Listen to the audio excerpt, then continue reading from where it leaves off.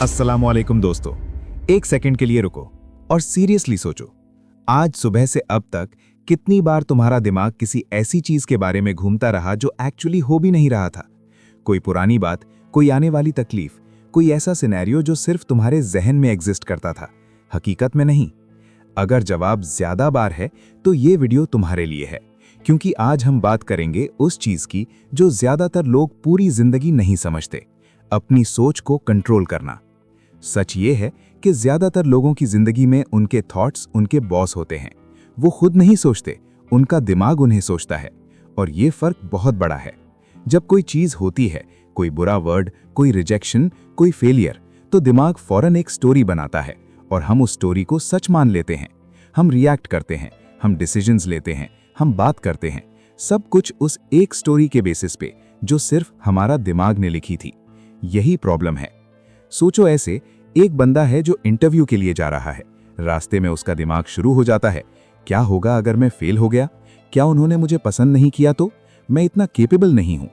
ये सारी बातें एक भी सेकंड में रियल नहीं हुई थीं, लेकिन उस बंदे का दिल तेज धड़कने लगा, हाथ पसीना आ गए, कॉन्फिडेंस गिर गया। और गेस क्या? वो इंटरव्यू में एग्जैक्टली वैसा ही परफॉर्म किया जैसे उसका डर चाहता था। दिमाग ने पहले एक झूठी स्टोरी बनाई, फिर उस स्टोरी को सच बना दिया। यही ओवर थिंकिंग का जादू, या कहना चाहिए उसका जहर है। ओवर थिंकिंग क्लैरिटी को खा जाती है। ये एक मेंटल फॉग बना देती है जिसमें हम सही और गलत, इंपॉर्टेंट और अनइम्पॉर्टेंट, रियल और इमेजिनरी कुछ भी क्लियरली नहीं देख पाते। और इस फॉग में लिए गए डिसीजंस वो तकरीबन हमेशा रिग्रेट की तरफ जाते हैं। साइकोलॉजी में इसे एनालिसिस पैरालिसिस कहते हैं। इतना ज्यादा सोचना कि कुछ भी करना पॉसिबल नहीं रहता। और इसका सीधा नुकसान वक्त, एनर्जी और अपॉर्चुनिटीज। अब आते हैं इमोशंस की तरफ।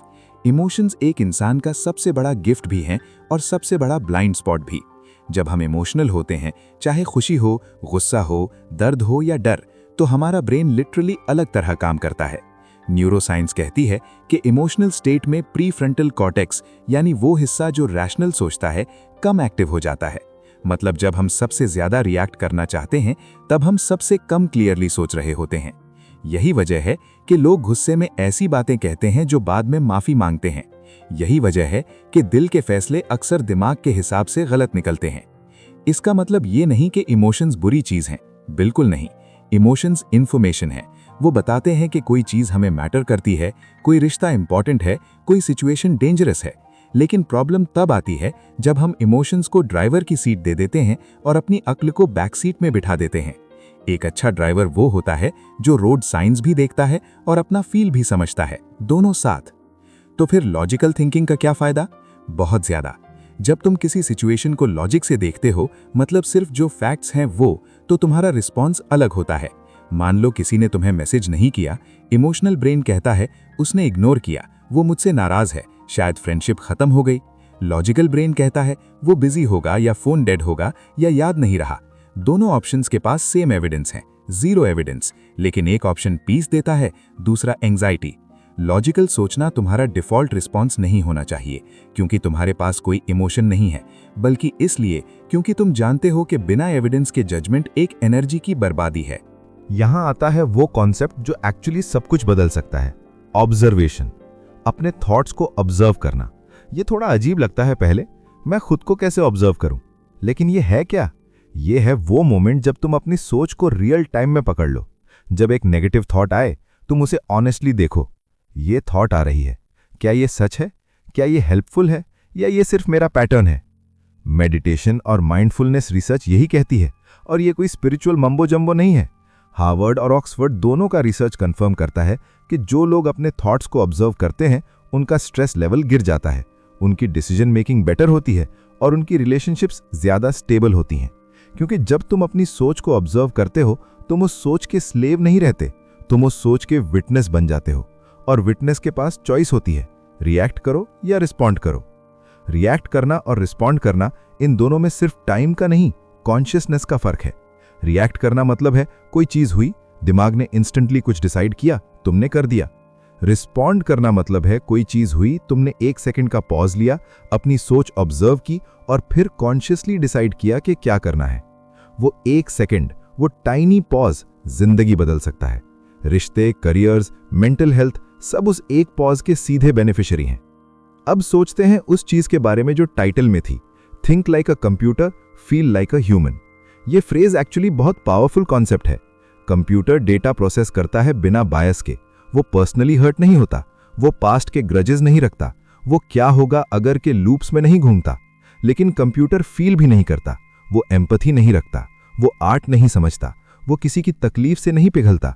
तुम दोनों हो या हो सकते हो, तुम्हारे पास रीजन भी है और इमोशन भी। जब ये दोनों बैलेंस में हो तुम एक एक्स्ट्रा ऑर्डिनरी ह्यूमन बनते हो। इसलिए गोल ये नहीं है कि इमोशन खत्म करो, गोल ये है कि इमोशन को समझो लेकिन उससे गवर्न ना हो। गोल ये है कि लॉजिकली सोच सको लेकिन रोबोटिकली नहीं जियो। एक बार जब ये बैलेंस आ जाता है तुम वो बंदा बन जाते हो जिसे देख के लोग सोचते हैं ये इतना काम क्यों रहता है, इस पे कुछ अफेक्ट क्यों नहीं होता, ये इतना क्लियरली क्यों सोचता है। आंसर सिंपल होता है, वो अपने थॉट्स का मालिक है, उनका गुलाम नहीं। और ये एक स्किल ही है, कोई सुपर पावर नहीं, प्रैक्टिस से आती है। हर बार जब एक नेगेटिव थॉट लूप शुरू हो, एक सेकंड रुकना, अपने आप से पूछना, क्या ये थॉट बेस्ड ऑन फैक्ट्स है या सिर्फ फियर है? क्या मुझे अभी इसके बारे में सोचना चाहिए या ये मेरा दिमाग मुझे डिस्टर्ब कर रहा है? और फिर कॉन्शियसली चूज करना। ये रोज करो, 3 दिन में तुम फर्क महसूस करोगे, 3 हफ्ते में तुम्हारे आसपास वाले फर्क पूछेंगे। जिंदगी के ज्यादातर प्रॉब्लम्स एक्चुअली इतनी बड़ी नहीं होती जितनी हमारा दिमाग उन्हें बना देता है। ज्यादातर सफरिंग इसलिए नहीं होती कि हालात बुरे हैं, ज्यादातर सफरिंग इसलिए होती है कि हम सेम थॉट को बार बार घंटे घंटे रीप्ले करते रहते हैं।